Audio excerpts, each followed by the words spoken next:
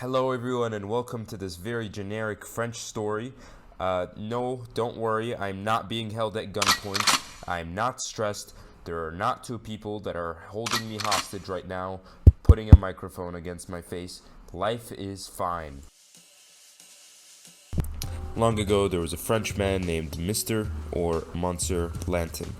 Mr. Lantin was at a party when he met a girl who would be the love of his life.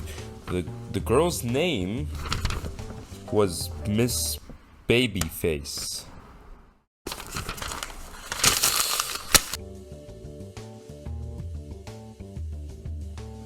To Mr. Lantin, it kind of seemed like she was perfect. There was no flaws about her at all. He didn't dislike anything about her. But clearly, forget the script, he was clearly naive. So those two idiots got married. Will you marry me? Oui.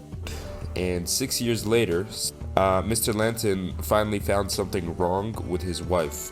So his wife was basically cheap, and that was one of the two things alongside her love for the theater that he did not like. Mr. Lantin was a hard-working man who would work day and night to try and put food on the table, but his wife, who was probably schizophrenic, kept on forcing him to attend theater with her because that was her passion. Not again. Let's go to the theater again. And he hated every bit of it. Mr. Lantin would constantly find his wife wearing fake jewelry, and he would try to force her out of it, but she never listened because that's how women are. So fast forward a little bit when he just came back from work and his wife's not home. So he's confused. He can't find his wife anywhere, so he thinks she's probably at the theater, but for whatever reason, she's really late. Now, eventually his wife gets home, but she's visibly sick, and she's even coughing. Are you okay, my dear? Oh, don't worry about me.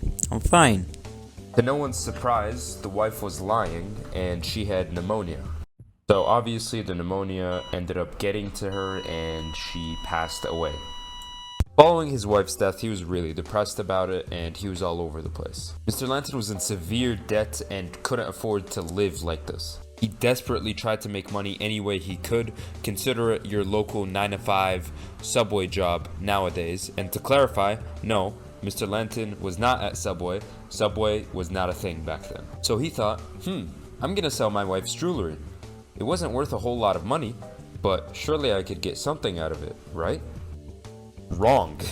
He underestimated it completely because it turns out, surprise, surprise, all the jewelry was real. The first merchant Mr. Lantin went to told Mr. Lantin that the jewelry was worth 15,000 francs. How much do you think I can get for this jewelry? Monsieur, this necklace is worth between 12 and 15,000 francs. And Mr. Lantin thought the guy was out of his mind. He didn't believe what he was hearing. So he went, slept on it, woke up, decided, you know what? I'll sell this anyway.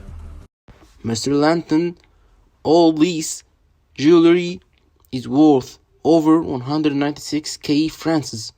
You're gonna be one rich man. It's safe to say he's not working at Subway anymore. Lantin was splurging his money and enjoying the rich life. He would eat at fancy restaurants, he rode a cab everywhere, he was balling. Around 6 months later, he decided to remarry, and well, let's just say the woman he remarried wasn't the best in the world, but hey, he's remarried. Moral of the story is this: don't judge a book by its cover, because that book might just have $1 million hiding inside of it. In all seriousness though, we see the author here use jewelry to symbolize beautiful things in people that we don't see.